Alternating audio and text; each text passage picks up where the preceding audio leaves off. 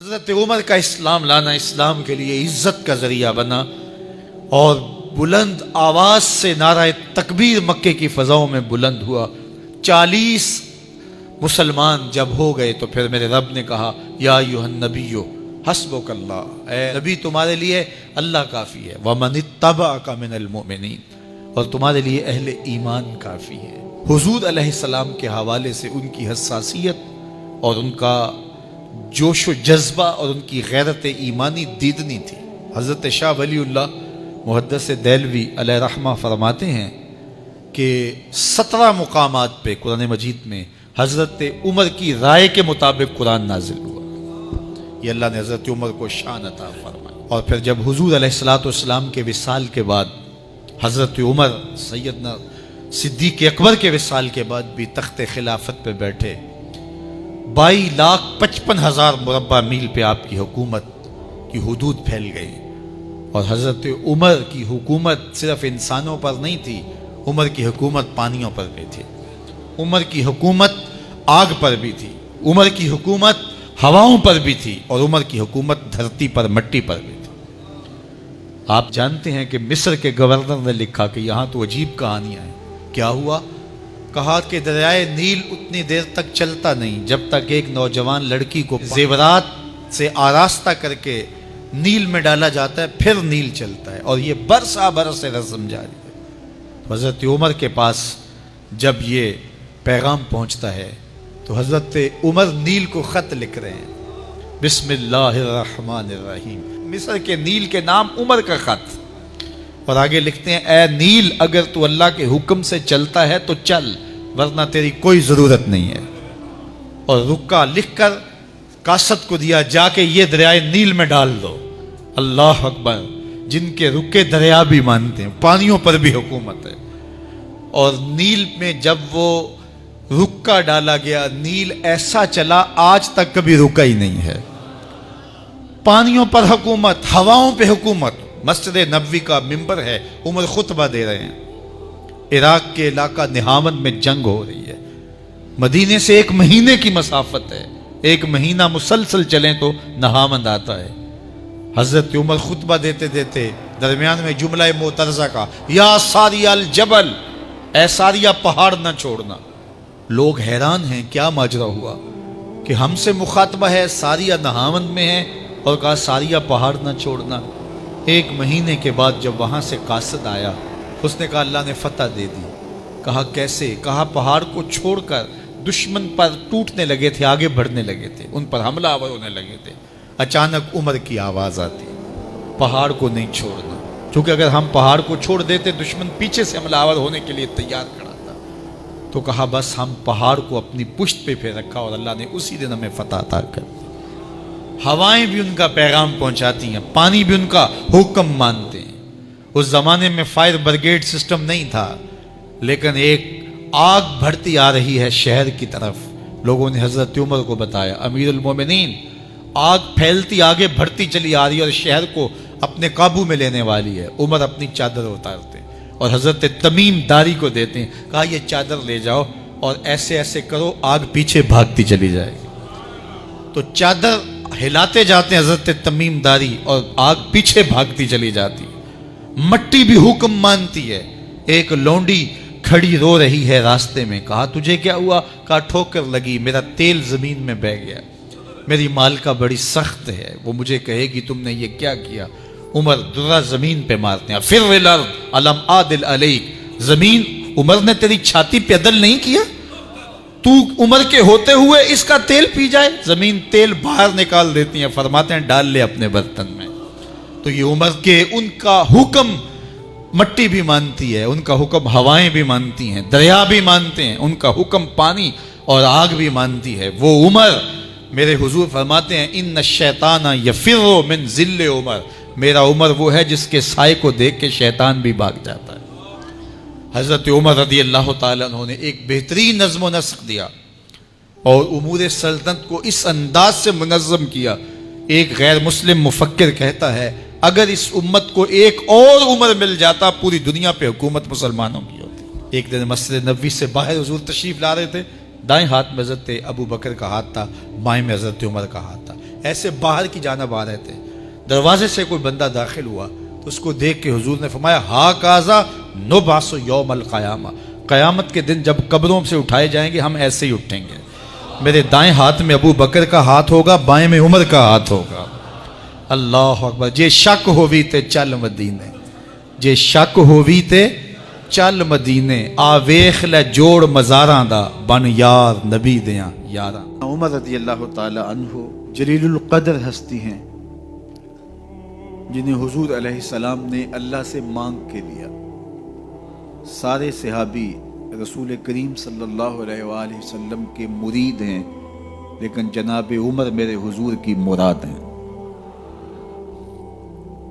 39 لوگ جب اسلام لا چکے، 39ویں شخص حضرت امیر حمزہ رضی اللہ تعالی عنہ تھے، اور ان کا ایمان لانا مسلمانوں کے لیے بہت بڑی ڈھارس اور بہت بڑے حوصلے کا سبب و ذریعہ بنا۔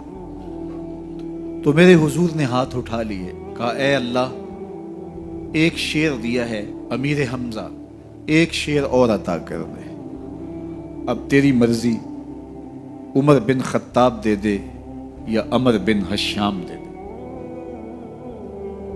حضور دعائیں مانگ رہے اور یہ ہاتھ میں تلوار لیے غیظ و غضب سے بھرے ہوئے گھر سے نکلتے ہیں کہ بانی اسلام کا چراغ ہی بجھا دینا ہے۔ راستے میں ایک صاحب ملے اور کہا کہ عمر، تیور کوئی اچھے نہیں لگتے، خیر تو ہے، کدھر جا رہے ہو؟ کہا چراغ اسلام بجھانے جا رہا ہوں، یہ روز کا مسئلہ ختم ہونے لگا ہے میرے ہاتھوں۔ مسکرا کے بولے گھر کی خبر تو لو۔ کہا میرے گھر کو کیا ہوا؟ کہا تمہاری بہن فاطمہ بھی نوکر بن گئی ہے رسول اللہ صلی اللہ علیہ وسلم کی۔ غصے سے بھرے ہوئے اپنی بہن کے گھر کا رخ کرتے ہیں، اندر سے قرآن پڑھنے کی آواز آ رہی، غصہ اور بڑھ جاتا ہے، دروازے کو زور زور سے کھٹکھٹاتے ہیں۔ اہل خانہ سمجھ گئے ماجرا کیا ہے، گرجدار آواز ہے جناب عمر کی، دروازہ کھولو۔ جلدی سے معلم کو چھپا دیا اور بہن آگے بڑھ کے دروازہ کھولا۔ کہا تم سابی ہو گئے ہو، دین چھوڑ دیا تم نے، بتوں کی وفا ترک کر دی اور بے تحاشا مارنا شروع کیا۔ بہن کا سر پھٹ جاتا ہے، خون بہنے لگتا ہے اور یہ مارتے چلے جاتے ہیں۔ فاطمہ بنت خطاب بولی عمر تم خطاب کے بیٹے ہو، سنو میں بھی خطاب کی بیٹی ہوں، جو ظلم جو جبر کرنا ہے کرو، میں محمد عربی کا دامن نہیں چھوڑوں گی۔ سوچنے پہ مجبور ہو جاتے ہیں وہ کون سی طاقت ہے جس نے بجلیاں بھر دی اس کے اندر۔ کہا جو تم پڑھ رہے تھے مجھے بھی سنا سکتے ہو؟ کہا تمہیں غسل کرنا ہوگا۔ عمر اپنے بدن کو دھو رہے ہیں، میرا رب دل دھو رہا ہے۔ اتنے میں معلم بھی قرآن لے کر آ جاتے ہیں اور قرآن کی تلاوت ہونے لگتی ہے۔ طٰہٰ ما انزلنا علیک القرآن لتشقیٰ، 14ویں رات کے محبوب چاند، ہم نے قرآن اس لیے نازل تو نہیں کیا تھا کہ تم مشقت میں پڑ جاؤ۔ بے تاب ہو گئے، کہا عمر کی عمر برباد ہو گئی، مجھے لے چلو حضور کی چوکھٹ پہ۔ تلوار حمائل کی ہے، بہنوئی ساتھ ہیں، اور حضور کی بارگاہ میں حاضر ہو رہے ہیں۔ دروازے کے سوراخوں سے دیکھا تو صحابہ تشویش کا اظہار کرنے لگے کہ عمر آ رہا ہے، تلوار حمائل کی ہے، ارادے اچھے نہیں لگتے۔ جناب امیر حمزہ نے کہا دروازہ کھول دو، اچھی نیت سے آیا تو استقبال کریں گے، نیت اچھی نہیں ہے تو اس کی تلوار سے اس کی گردن کاٹ دیں گے۔ حضور کے سامنے جا کے بیٹھ گئے، گلے میں کپڑا ڈالا تو حضور نے پکڑ کے کہا عمر ابھی وقت نہیں آیا کہ تم اسلام لے آؤ؟ یہی وقت تھا عمر کے اسلام لانے کا۔ لبوں پہ کلمہ جاری ہو گیا، اللہ اکبر کی صدا اس زور سے گونجی کہ مکے کی گلیاں گونجنے لگیں۔ اسلام لانے کے بعد حضور سے پوچھتے ہیں حضور کیا ہم حق پر نہیں ہیں؟ فرمایا ہم حق پر ہیں۔ اللہ کا دین سچا نہیں ہے؟ کہا اللہ کا دین سچا ہے۔ آپ اللہ کے سچے نبی نہیں ہیں؟ فرمایا میں اللہ کا سچا نبی ہوں۔ تو کہا پھر ہم چھپ کے عبادت کیوں کریں؟ اب مسلمانوں کی دو صفیں بنتی ہیں، ایک صف کی قیادت امیر حمزہ کرتے ہیں، دوسری صف کے آگے آگے عمر بن خطاب چلتے ہیں اور حضور درمیان میں ہیں، اور یہ ملکوتی قافلہ صحن حرم میں آ کے اعلانیہ عبادت کرتا ہے۔ حضرت عبداللہ ابن مسعود رضی اللہ تعالیٰ عنہ فرماتے ہیں عمر کا اسلام لانا اسلام کے لیے عزت کا سبب بنا، اسلام کے وقار کی علامت بن گیا۔ ایک ایک کے دروازے پہ جا کے دروازہ کھٹکھٹا کے کہتے ہیں، وہ تو اور خبر سننے کے لیے بے چین تھے کہ یہ بانی اسلام کی زندگی کا چراغ بجھانے گیا تھا، کوئی خبر لایا ہوگا۔ وہ کہتے ہیں آؤ عمر کدھر آئے ہو؟ کہا تمہیں بتانے آیا ہوں، کمزوروں سے پنجہ آزمائی کرتے رہے ہو، آؤ میرے سے بات کرو، میں محمد عربی کا نوکر بن گیا ہوں۔ اللہ اکبر۔ میرے حضور نے فرمایا جب اچھے لوگوں کا ذکر کرو تو میرے عمر کا ذکر بھی کیا کرو۔ میرے عمر کی زبان پر حق بولتا ہے، سچ بولتا ہے۔ ان الشیطان یفر من ظل عمر، عمر کے سائے کو دیکھ کے شیطان بھاگتا ہے۔ اللہ اکبر۔ اسلام لائے تو زندگی کی ایک ایک سانس اسلام کے لیے وقف کر دی، حضور کا پہرا دیا، حضور کی ناموس کا پہرا دیا، حضور کی شریعت کا پہرا دیا۔ اسلامی فتوحات پھیلیں تو پھیلتی ہی چلی گئیں، کبھی مصر فتح ہو رہا ہے، کبھی ایران فتح ہو رہا ہے، آرمینیا تک مسلمانوں کی افواج پہنچتی ہیں۔ 22 لاکھ مربع میل پر حضرت عمر رضی اللہ تعالیٰ عنہ کی سلطنت پھیل جاتی ہے۔ عدل و انصاف کا دورہ ہوتا ہے۔ زمانے نے دیکھا کہ غیر مسلم بھی عدالت میں کھڑا ہے تو اسے خوف نہیں ہوتا تھا کہ میرے سے ناانصافی ہوگی، اس لیے کہ حکومت عمر کی چل رہی ہے۔ وہ بھی مطمئن ہوتا تھا کہ میرے ساتھ انصاف ہو۔ عبداللہ بن عمر اور عبید اللہ بن عمر بصرہ سے گزر رہے تھے ایک جنگ سے واپسی پر، تو حاکم بصرہ نے آپ کو کچھ پیسے دیے کہ یہ مال غنیمت میں جا کے جمع کروا دینا، اور پھر خود ہی مشورہ دیا کہ عراق کے اندر فلاں فلاں چیز بہت سستی مل جاتی ہے اور حجاز میں ان چیزوں کی قیمت زیادہ ہے، تو اگر آپ ایسا کر لیں کہ یہ ان پیسوں سے خرید لیں اور جا کے مدینہ المنورہ میں فروخت کر دیں تو جو زائد پیسے آپ کمائیں گے وہ آپ کے ہوئے، اور یہی اشرفیاں جو میں نے دی ہیں آپ کو، اتنی اشرفیاں بیت المال میں جمع کروا دینا، تم نے محنت کی ہوگی، تجارت کی ہوگی، تو جتنے بچیں گے وہ آپ کے ہوں گے۔ تو انہوں نے کہا بہت اچھا، وہاں سے مال خرید لیا، مدینہ المنورہ میں آ کے بیچ دیا۔ جتنی اشرفیاں انہوں نے وہاں سے دی تھی بیت المال کے لیے، اتنی بیت المال میں جمع کروا دی۔ حضرت عمر رضی اللہ تعالیٰ عنہ کو پتہ چلا، بیٹوں کو بلایا، کہا کہ سنا ہے تم نے کوئی کمائی کی ہے؟ کہا جی ہم نے تو تجارت کی اور جو مال لیا تھا اتنا مال ہی بیت المال میں جمع کروایا ہے۔ کہا تم بیت المال کے پیسوں پر کمائی کی ہے، وہ پیسے بھی تمہیں بیت المال میں جمع کروانے پڑیں گے۔ یہ عمر ہیں رضی اللہ تعالیٰ عنہ۔ رومی شہنشاہ کی بیوی سلام بھیجتی ہے حضرت عمر رضی اللہ تعالیٰ عنہ کی اہلیہ کو، تو وہ 1 دینار ادھار لے کر کے اس کا عطر خریدتی ہیں اور شیشیوں میں ڈال کر کے ان کو بھیجتی ہیں کہ چلو ایک رواداری کا اچھا ثبوت فراہم کیا جائے۔ تو وہ واپسی پر انہی شیشیوں کے اندر قیمتی موتی بھر کے بیچتی ہیں، جواہرات بھر کے بیچتی ہیں۔ حضرت عمر رضی اللہ تعالیٰ عنہ فرماتے ہیں لاؤ یہ سارے جواہرات، سب کو فروخت کرتے ہیں، 1 دینار اس کو دیتے ہیں، باقی بیت المال میں جمع کر دیتے ہیں۔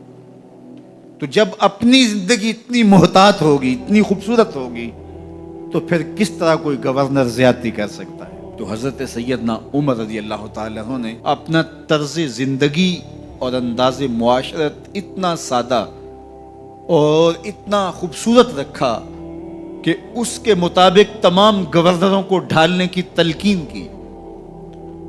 آپ جب بھی کسی شخص کو بطور گورنر اس کا تعین کرتے تو اس کو یہ نصیحتیں کرتے، ایک ترکی گھوڑے پہ سوار نہیں ہوں گے، باریک کپڑا نہیں پہنیں گے، اور انچھنے آٹے کی روٹی کھائیں گے، مکان کا دروازہ نہیں لگائیں گے، کوئی حاجب نہیں رکھیں گے، چوکیدار نہیں رکھیں گے، بواب نہیں رکھیں گے، جو تمہارے تک پہنچنا چاہے ڈائریکٹ پہنچ جائے۔ اللہ اکبر۔ اور پھر جب کسی کو متعین کیا جاتا اس کی جائیدادیں لکھ لی جاتی کہ اس کے پاس کتنی جائیداد ہے، وہ حساب اپنے پاس رکھتے، اور جب وہ معزول ہوتا یا اس کا وقت ختم ہوتا تو آپ دیکھتے کہ اب اس کے پاس جائیداد کتنی ہے۔ اگر وہ جو پہلے آپ نے اپنے پاس ریکارڈ رکھا ہوتا اس سے جائیداد اس کی زیادہ ہوتی تو حضرت عمر بقیہ جائیداد بیت المال میں جمع کرتے۔ اللہ اکبر۔ اور یہ کیسے تھا؟ گورنر بول نہیں سکتا تھا، اس لیے کہ حضرت عمر کی اپنی بود و باش بھی اسی طرح کی تھی، اپنا طرز زندگی بھی اسی طرح کا تھا۔ مال غنیمت میں بہت ساری چادریں آتی ہیں جو سب کو تقسیم کر دی جاتی ہیں۔ خطبہ جمعہ دینے کے لیے آئے تو ایک شخص کھڑا ہو گیا، عمر خطبہ بعد میں سنیں گے، پہلے یہ بتائیں کہ یہ جو تم نے قمیض پہنی ہے یہ کہاں سے آئی؟ مال غنیمت کے اندر جو چادریں آئی ہیں سب کے حصے میں ایک ایک چادر آئی، آپ دراز قد ہیں، ایک چادر سے قمیض نہیں سل سکتی، تو آپ کی قمیض کہاں سے آئی؟ پہلے اس سوال کا جواب دے دیجئے، پھر خطبہ سنیں گے۔ اللہ اکبر۔ آپ کے بیٹے کھڑے ہوتے ہیں، کہا ایک چادر سے میرے باپ کی قمیض نہیں بنتی تھی، میں نے اپنے حصے کی چادر بھی اپنے باپ کو پیش کی ہے۔ اس نے کہا اب سناؤ، اور ہم سنتے ہیں۔ یہ ہے حضرت عمر رضی اللہ تعالیٰ عنہ کی اپنی ذاتی زندگی۔ ایاز بن غنم کے بارے میں یہ پتہ چلتا ہے کہ وہ موٹے کپڑے نہیں باریک کپڑے پہنتا ہے۔ اس نے گھر کے دروازے پر بواب بھی رکھا ہوا ہے، چوکیدار بھی رکھا ہوا ہے۔ تو حضرت عمر رضی اللہ تعالیٰ عنہ محمد بن مسلمہ کو بھیجتے ہیں، محمد بن مسلمہ جاتے ہیں اور جا کے تحقیق کرتے ہیں تو ایسا ہی پاتے ہیں، تو ان کو وہیں گرفتار کر کے لے آتے ہیں اور حضرت عمر کے دربار میں پیش کیا جاتا ہے۔ چھڑی اس کے ہاتھ میں دے کر فرماتے ہیں جاؤ تم بکریاں چرایا کرو، تم گورنری کے لائق نہیں ہو۔ ایک گورنر کو بکریاں چرانے پہ لگا دیتے ہیں اس لیے کہ تم نے ان اصولوں سے، ان ضابطوں سے انحراف کیا ہے جو ایک سلطنت کے ذمہ دار کے لیے لازم اور ضروری ہیں۔ دور موجود کے حکمرانوں کو، چاہے وہ عرب کے حکمران ہوں چاہے وہ عجم کے حکمران ہوں، اگر وہ اسلام کا نام لیتے ہیں تو انہیں اپنے اعمال کا جائزہ لینا ہوگا کہ ہم کھڑے کہاں ہیں۔ ایک دن حضرت عمر بیٹھ کے رو رہے تھے تو کسی نے کہا حضرت رو کیوں رہے ہیں؟ فرمایا کہ میں اس لیے رو رہا ہوں کہ فلاں پل سے بکریاں گزری ہیں، تو پل کے اندر شکستگی تھی، ٹوٹا ہوا تھا پل درمیان میں کچھ، اس میں ایک بکری کی ٹانگ ٹوٹ گئی ہے، تو میں ڈرتا ہوں کہ میرا رب یہ نہ پوچھے کہ عمر تو نے پل صحیح تعمیر نہیں کروائے تھے کہ ایک بکری کی ٹانگ کیوں ٹوٹی ہے۔ یہ ہیں حضرت عمر رضی اللہ تعالی عنہ۔ اللہ اکبر۔ تو اللہ تعالیٰ جل شانہ نے حضرت سیدنا عمر بن خطاب رضی اللہ تعالیٰ عنہ سے جو کام لیا، مختصر دور خلافت کے اندر 10 سال 6 ماہ 4 دن آپ نے خلافت فرمائی ہے، لیکن کہاں سے چلے اور یہاں مکران تک، بلوچستان کا حصہ ہے، یہاں تک آپ کے سلطنت کی حدود وسیع ہوئی، ادھر آرمینیا تک جا پہنچے، حمص فتح کیا، قادسیہ، یرموک۔ آپ ذرا دیکھیے کہ کہاں تک آپ کی فوجوں کے گھوڑے دوڑتے رہے، اور اللہ تعالیٰ جل شانہ نے ان کو جو توانائی، عدل و انصاف کی قوت عطا فرمائی۔ اللہ اکبر۔ جب زمین پہ عدل کیا ہو تو زمین بھی حکم مانتی ہے، اور حضرت عمر وہ تھے جن کا حکم ہوائیں بھی مانتی تھی، زمین بھی مانتی تھی، جن کا حکم جو ہے وہ آگ بھی تسلیم کرتی تھی اور دریا بھی ان کا حکم مانا کرتے تھے۔ مصر کے اندر یہ رسم بد جاری تھی کہ سال کے بعد ایک دوشیزہ کو زیورات پہنا کے اچھے لباس میں ملبوس کر کے دریا کی بھینٹ چڑھایا جاتا، اس کی قربانی دی جاتی، اس کا خون بہتا تو دریا چلتا۔ جب مسلمانوں نے مصر فتح کیا تو گورنر نے لکھا کہ اسلام تو اس طرح کی رسوم کی اجازت نہیں دیتا، لیکن خشک سالی ہے، لوگوں کی فصلیں ویران پڑی ہیں، تو حضرت کیا کیا جائے؟ تو حضرت عمر رضی اللہ تعالیٰ عنہ کاغذ کے ٹکڑے پہ لکھتے ہیں بسم اللہ الرحمن الرحیم۔ مصر کے نیل کی جانب عمر کا خط لکھتے ہیں، اے نیل اگر تو اللہ کے حکم سے چلا کرتا ہے تو چل، ورنہ ہمیں تیرے چلنے کی کوئی حاجت نہیں ہے۔ اور قاصد کو کہا یہ خط لے جاؤ اور جا کے دریائے نیل میں پھینک دو۔ قاصد جا کے خط دریائے نیل میں پھینک دیتا ہے، پانی آتا ہے، ایسا دریائے نیل چلا 14 صدیاں ہوئی ہیں آج تک کبھی بند ہی نہیں ہوا ہے۔ دریا حکم مانتے ہیں، آگ نکلتی ہے۔ لوگ حضرت عمر رضی اللہ تعالی عنہ کے پاس آئے، حضرت لاوا پھوٹا ہے، آگ نکل رہی ہے اور مدینے کی طرف بڑھ رہی ہے، اب کیا کیا جائے؟ فائر بریگیڈ تو زمانے میں تھی نہیں۔ عمر نے اپنی قمیض اتاری، جس قمیض پہ 17 پیوند لگے ہوئے تھے چمڑے کے، کہا یہ قمیض لے جاؤ، جدھر آگ بڑھ رہی ہے آگے ڈھالنا، آگ پیچھے بھاگ جائے گی۔ زلزلہ آتا ہے تو زمین پہ دھرا مارتے ہیں، زمین رک جا، کیا عمر نے تیری چھاتی پہ عدل نہیں کیا ہے؟ تو یہ عمر ہیں رضی اللہ تعالی عنہ کہ جن کے انصاف کی وجہ سے، جن کے عدل کی وجہ سے اللہ تعالیٰ کی رحمات اور اس کی برکات کا نزول ہوتا تھا، اور اللہ تعالیٰ نے مسلمانوں کو وہ آبرومند حکومت دی۔ کائنات کی تاریخ کے اندر ایسی حکومت آپ نے نہیں دیکھی ہوگی جو حضرت عمر نے حکومت کی ہے۔ اللہ اکبر۔ فرمایا فرات کے کنارے پہ ایک کتا بھی پیاسا مر گیا تو اس کا حساب بھی عمر سے ہوگا۔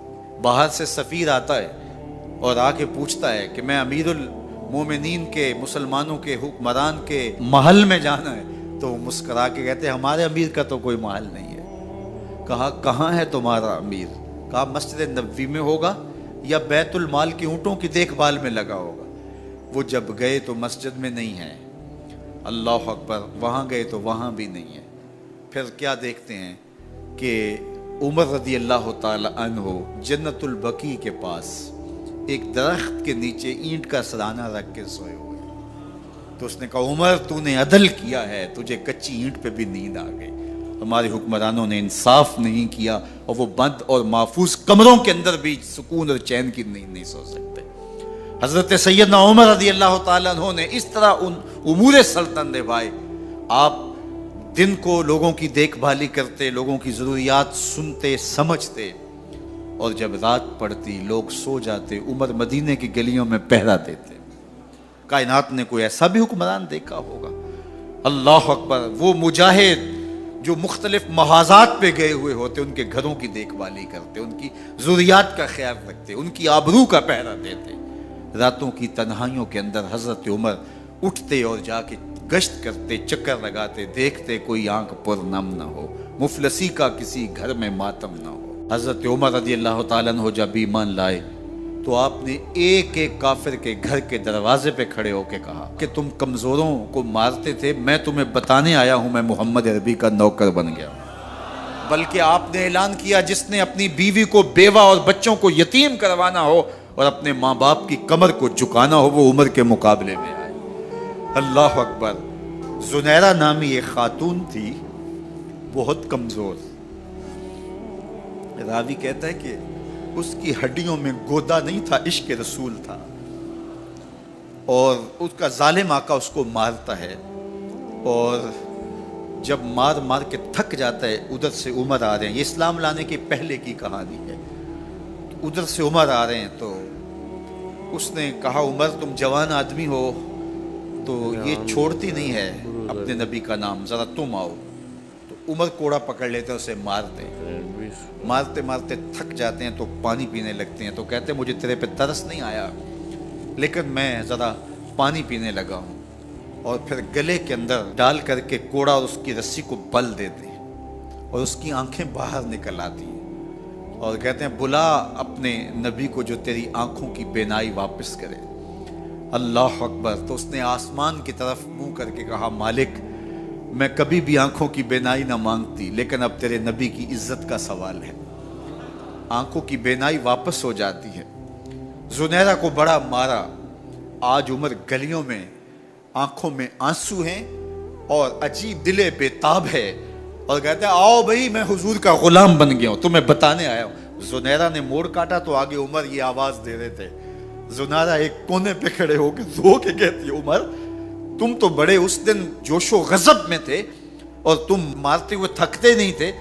تو عمر نے کہا زنیرہ اس دن میں نے دیکھا نہیں تھا، اب میں محمد عربی کو دیکھ آیا ہوں۔ جنہ ویکھیا نہیں ہو کرن گلاں، جنہ ویکھیا نہیں ہو کرن گلاں، جنہ ویکھیا ہو تے بول دے نہیں، جڑے محرم راز حقیقت دے اور راز حقیقت کھول دے نہیں۔ تو حضرت عمر رضی اللہ تعالیٰ عنہ ایمان لائے۔ حضرت عبداللہ ابن مسعود رضی اللہ تعالیٰ عنہ فرماتے ہیں کہ حضرت عمر کا ایمان لانا مسلمانوں کے لیے عزت کا سبب تھا، ان کا ہجرت کرنا مسلمانوں کی نصرت تھی، اور ان کی خلافت مسلمانوں کے لیے رحمت تھی۔ حضرت عمر رضی اللہ تعالیٰ عنہ وہ ہیں کہ میرے حضور نے فرمایا، لوگوں جب نیک لوگوں کا ذکر کرو تو میرے عمر کا تذکرہ ضرور کیا کرو۔ میرا عمر وہ ہے کہ جب وہ ایک سمت سے آ رہا ہو، ایک گلی اور بازار سے آ رہا ہو، تو شیطان بھی آ رہا ہو، عمر کو دیکھ کے راستہ تبدیل کر لیتا ہے۔ حضرت عمر رضی اللہ تعالی عنہ کی طبیعت کے اندر جو جاہ و جلال تھا، طبیعت کے اندر جو سختی تھی، وہ اسلام کے اندر آ کر بھی قائم رہی، اور آپ نے وہی سختی، وہی جاہ و جلال جو پہلے مسلمانوں کے خلاف تھا، اب کفار کے خلاف، منافقین کے خلاف حضرت عمر کی طبیعت کے اندر وہ جوش و خروش بدستور موجود رہا۔ لیکن جس دن آپ خلیفہ بنے تو اس دن آپ نے ممبر پہ چڑھ کے جو خطبہ دیا، اس میں کہا، لوگوں میں سخت اس لیے تھا کہ رسول اللہ نرم تھے، پھر میں سخت اس لیے تھا کہ حضرت ابوبکر صدیق نرم تھے، اب میں تخت خلافت پہ بیٹھا ہوں، اب میری سختی جو ہے وہ نرمی میں تبدیل ہو گئی، صرف فاسقوں، فاجروں اور باغیوں کے لیے میں سخت ہوں، باقی تمہارے لیے نرم ہوں۔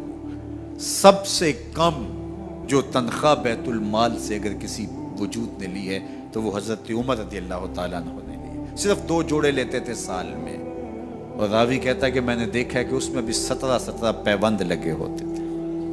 حضرت عمر رضی اللہ تعالیٰ عنہ کا طرز زندگی، آپ کا انداز معاشرت اور آپ کا انداز خلافت، ہر لمحہ آپ کی زندگی کا اٹھا کے دیکھیے، کتنی مرتبہ قرآن حضرت عمر کی رائے کے مطابق نازل ہوا ہے۔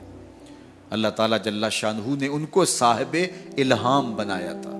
ہر امت میں کوئی صاحب الہام ہوتا ہے، حضور کی امت کا صاحب الہام حضرت عمر رضی اللہ تعالیٰ، اور آقا کریم نے انہیں اپنا وزیر قرار دیا، فرمایا میرے 2 وزیر آسمانوں میں ہیں، 2 وزیر زمینوں میں ہیں، آسمانوں کے وزیر جبرائیل اور میکائیل ہیں، اور زمین کے وزیر ابو بکر اور عمر ہیں رضی اللہ تعالی عنہما۔ حضرت عمر رضی اللہ تعالی عنہ جا رہے تھے نا، رات کو پہرے پہ کھڑے تھے، تو ایک گھر سے ایک خاتون اپنی بیٹی کو کہہ رہی تھی دودھ میں پانی ڈال لو، تو بیٹی بولی امیر المومنین نے منع کیا ہے، تو کہا امیر المومنین کب دیکھ رہے ہیں؟ تو بیٹی بولی امیر المومنین نہیں دیکھ رہے، ان کا رب تو دیکھ رہا ہے۔ حضرت عمر دروازے پہ نشان لگایا تو آ گئے، دن کے اجالے میں پھر اس گھر کے دروازے پہ گئے اور صاحب خانہ سے کہا کہ اپنی بیٹی کا رشتہ میرے بیٹے کے لیے دے دو۔ امیر المومنین سوالی بن کے کھڑا ہے اس گھر میں، کہا اس بیٹی کا رشتہ مجھے دے دو۔ ان کو اور کیا چاہیے تھا؟ امیر المومنین کے بیٹے کے لیے رشتہ قبول کر لیا گیا۔ پھر اللہ تعالیٰ جل شانہ ان کو ایک بیٹی دی، اس بیٹی سے اللہ نے ایک بیٹا انہیں دیا، اس بیٹے کا نام حضرت عمر بن عبدالعزیز ہے۔ تو جب مائیں اللہ سے ڈرنے والی ہوں، تنہائی میں ڈرنے والی ہوں، تو پھر اولادیں ایسی ہوتی ہیں۔ اپنی اولادوں کی تربیت کرو، جب بچے چھوٹے ہی ہوں تو ان کے تصور میں یہ بات اچھی طرح سے راسخ کر دو کہ اللہ دیکھ رہا ہے، پھر وہ کبھی رشوت نہیں لیں گے کہ اللہ دیکھ رہا ہے، اور وہ کبھی خیانت نہیں کریں گے کہ اللہ دیکھ رہا ہے، وہ کبھی ملک کے راز کو نہیں بیچیں گے کہ اللہ دیکھ رہا ہے، وہ جو ہے وہ بد نگاہی نہیں کریں گے کہ اللہ دیکھ رہا ہے۔ جہاں کوئی کیمرہ نہیں پہنچتا، جہاں سیکورٹی نہیں پہنچتی، جہاں کوئی ایجنسی نہیں پہنچتی، وہاں یہ عقیدہ پہنچتا ہے کہ میرا اللہ مجھے دیکھ رہا ہے۔ تو یقین کی یہ دولت زندگی کا نور ہے، زندگی کا جمال ہے، اور ماہ سیام میں اللہ تعالیٰ اس عقیدے کو روحوں میں اتار دیتا ہے اور باطن میں جذب کر دیتا ہے۔ تو اس کو اپنے اندر اچھی طرح سے ہم اتار کر کے اپنی زندگی میں چراغاں کر سکتے ہیں اور اندھیرے دور کر سکتے ہیں۔ یہ تیقن کہ میرا اللہ مجھے دیکھ رہا ہے، میں اپنے رب کی نگاہوں میں ہوں۔ ارا زبیباً نملۃ سودا، کالی رات کے اندھیرے میں کالے پہاڑوں کی کوکھ میں گہرا غار ہے، اس غار میں چیونٹیوں کا سوراخ ہے، اس میں جب چیونٹی چلتی ہے اور وہ بھی سیاہ رنگ کی ہے، رات کی بھی سیاہی ہے، پتھر بھی کالا ہے اور چیونٹی بھی کالے رنگ کی، سینہ سنگ پر اس چیونٹی کے چلنے کی وجہ سے ایک وہمی اور گمانی لکیر بنتی ہے جس کو خوردبین سے دیکھنا بھی ممکن نہیں۔ تمہارا رب اس کو یوں دیکھتا ہے جس طرح دیواریں چین کو دیکھتا ہے۔ تو کیا ذہن اور دماغ کی سکرین پہ آنے والے خیالات سے وہ غافل ہو سکتا ہے؟ کیا وسوسوں سے وہ غافل ہو سکتا ہے؟ تو آئیے اس یقین اور اس تیقن میں جینے کا گر سیکھیے. دیکھیے زندگی کتنی نور علی نور ہو جائے گی کہ میرا اللہ مجھے دیکھ رہا ہے، میرا اللہ مجھے ملاحظہ کر رہا ہے، میں اس کی نظروں سے، اس کی نگاہوں سے پوشیدہ نہیں. جب حالات بہت کٹھن ہو گئے مکہ المکرمہ کے اور اللہ کی طرف سے ہجرت کا حکم آنے والا تھا، تو حضرت ابو بکر رضی اللہ تعالی عنہ کو حضور نے کہا کہ اے ابو بکر تیار رہنا، امر الہی کے آتے ہی ہم اس شہر کو چھوڑ دیں گے. اور پھر وہ وقت آیا کہ جب کفار نے حضور کے گھر کا محاصرہ کر لیا. آقا کریم علیہ السلام کو معاذ اللہ شہید کرنے کے ارادے سے ارد گرد جمع ہو گئے. آقا کریم علیہ السلام نے ہاتھ میں خاک پکڑی اور سورہ یاسین پڑھتے ہوئے ان کی آنکھوں میں جھونکتے ہوئے حضور گزر گئے اور انہیں پتہ بھی نہ چلا، اور وہ مکان کا محاصرہ کیے ساری رات کھڑے رہے. صبح بستر سے حضرت علی المرتضیٰ اٹھے. اللہ اکبر. تو آقا کریم علیہ السلام نکل گئے اور حضرت ابو بکر صدیق کے گھر تشریف لے گئے. اب دروازے کو دستک دینے لگے تو آواز آئی، حضور میں حاضر ہوں. حضرت ابو بکر صدیق تیار کھڑے تھے. تو کہا ابو بکر تم تیار ہو؟ کہا حضور آپ نے کہا نہیں تھا کہ تیار رہنا؟ کبھی ہجرت کا حکم آ سکتا ہے تو میں تو اس دن سے ہی تیار رہتا ہوں کہ کب حضور آئیں اور جو فرمائیں میں وہی کروں. اور پھر وہاں سے لے کے حضور کو وہاں تک گئے اور جبل سور کی چوٹی پر وہ غار ہے، اللہ اکبر، اس غار میں جانے سے قبل حضور کو باہر بیٹھنے کا کہا. عرض کی حضور ذرا میں غار کے اندر کے ماحول کا جائزہ لے لوں. غار کے اندر اترے، پہلے اس کو صاف کیا غار کو، پھر دیکھا جگہ جگہ سوراخ تھے. تو اپنا امامہ پھاڑ کے، قمیض اتار کے، اس کے ٹکڑے کر کے ان سوراخوں میں کپڑا دے دیا.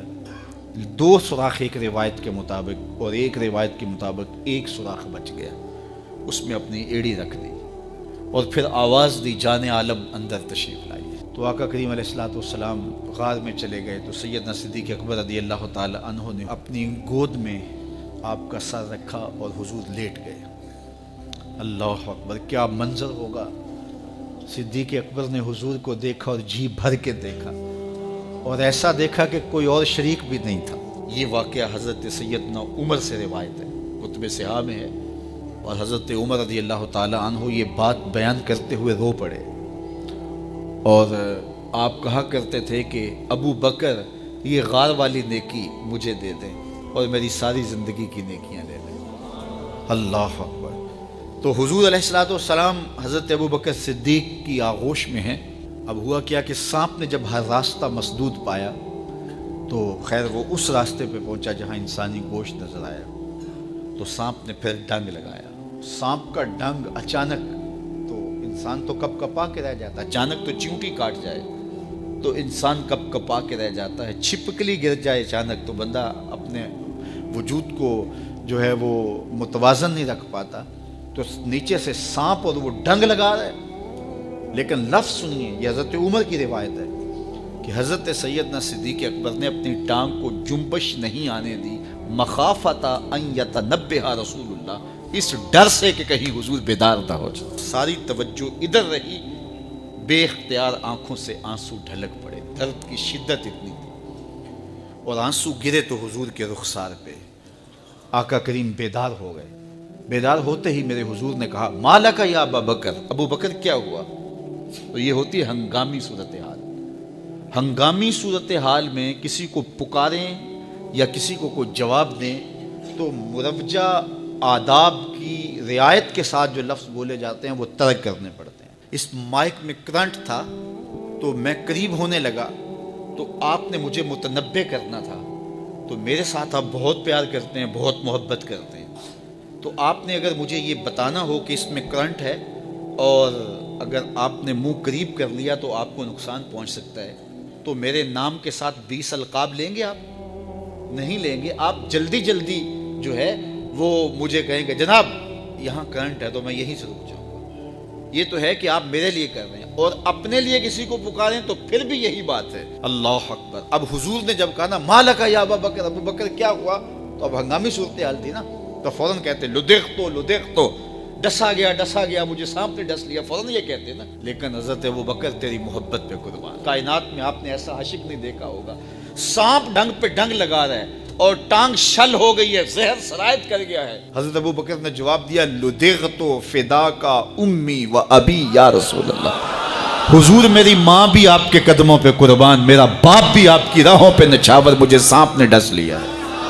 تو اس مشکل وقت کے اندر بھی ادب کا کرینہ نہیں چھوڑ. حضرت معاذ بن جبل رضی اللہ تعالی عنہ حضور کے روضہ انور کے پاس بیٹھ کے رو رہے تھے اور زاروں کے تار رو رہے تھے. حضرت عمر رضی اللہ تعالیٰ عنہ گزرے تو رک گئے، کہا معاذ کیا ماجرا ہے؟ تو حضرت معاذ بن جبل نے کہا کہ اس مبارک روزے کے مکین کا ایک فرمان یاد آیا جس نے مجھے رلا دیا.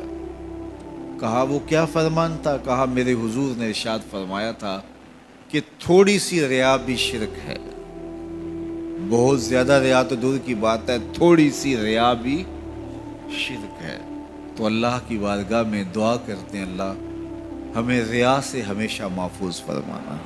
اس کی چالیں بہت باریک ہیں، تو اپنے آپ کو ہمیشہ ریا سے بچائیں اور ایک دوسرے کے لیے بھی یہ دعا کریں، چونکہ ریا عمل برباد کر دیتی ہے اور کسی بھی عمل کو، کسی بھی گناہ کو شرک نہیں کہا گیا سوائے ریا کے. ریا کو شرک اصغر کہا گیا. حضرت ابو ہریرہ رضی اللہ تعالیٰ عنہ فرماتے ہیں کہ حضور علیہ السلام نے ارشاد فرمایا جب الحزن سے اللہ کی پناہ مانگو. عرض کی یا رسول اللہ صلی اللہ علیہ وسلم جب الحزن کیا ہے؟ کہا یہ جہنم میں ایک وادی ہے اور یہ وادی اتنی خطرناک ہے کہ خود جہنم ایک دن میں 400 مرتبہ اس سے پناہ مانگتی ہے. صحابہ نے حضور سے عرض کی اے اللہ کے محبوب صلی اللہ علیہ وسلم ومن يدخلها، اس میں داخل کون ہوگا؟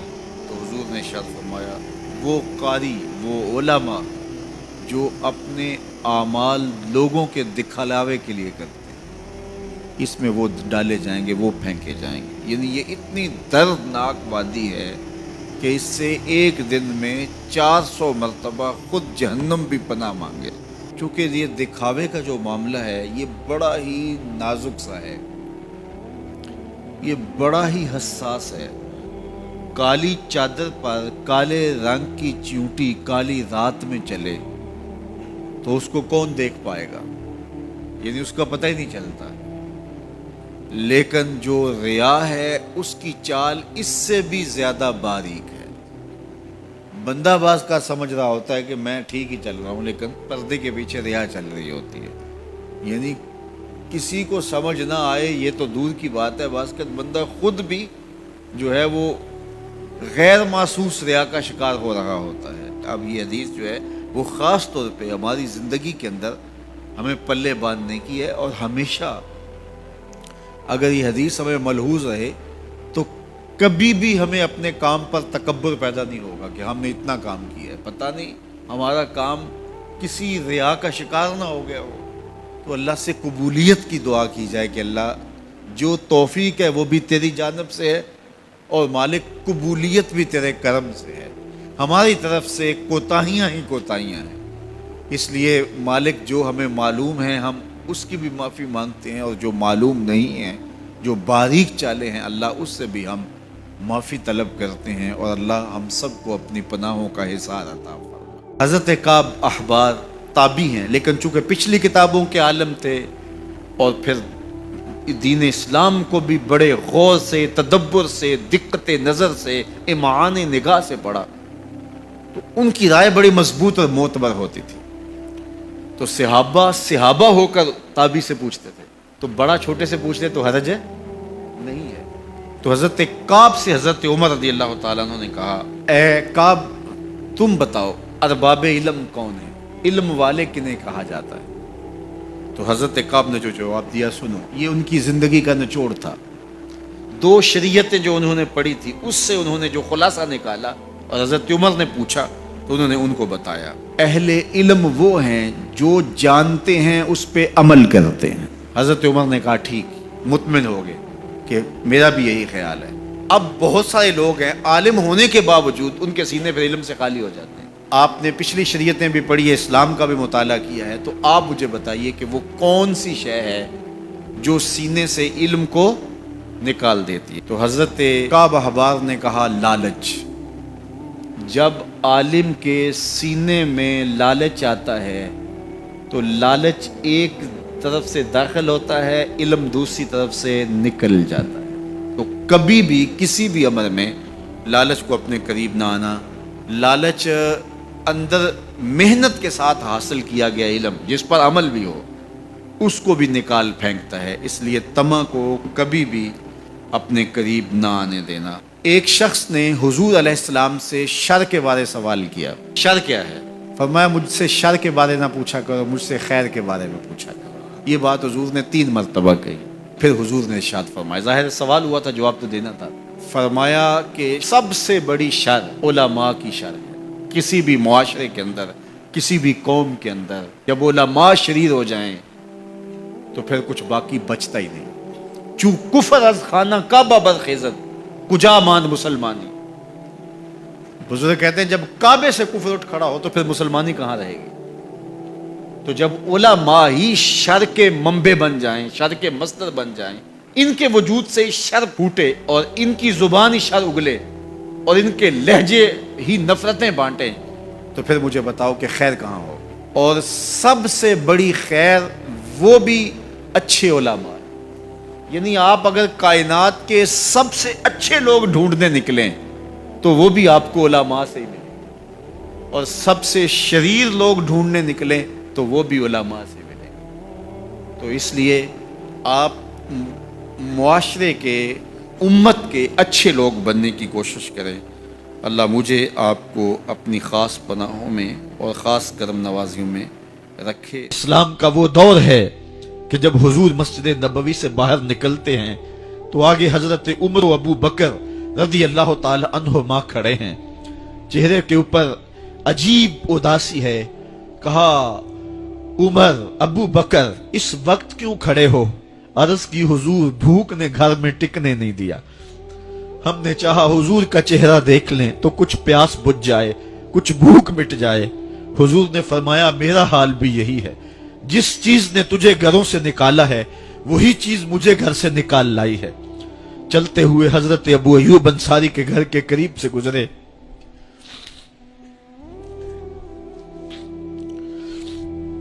حضور کی خوشبو پا کے وہ باہر آ گئے۔ عرض کی بندہ نواز آج میرے مہمان نہیں بنتے؟ حضور نے کہا تمہاری مرضی۔ گھر لے گئے، چٹائی بچھائی، حضور کو بٹھایا، گھر والوں کو بکری کا بچہ ذبح کر کے دیا، کہا جلدی جلدی کھانا تیار کرو، میرے آقا کو بھوک لگی ہوگی۔ یہ کہہ کے واپس آئے، حضور کے پاس بیٹھے، نظر چہرے پہ پڑی تو گھبرا گئے۔ نکاحت کے آثار اتنے واضح تھے کہ سمجھ آ رہی تھی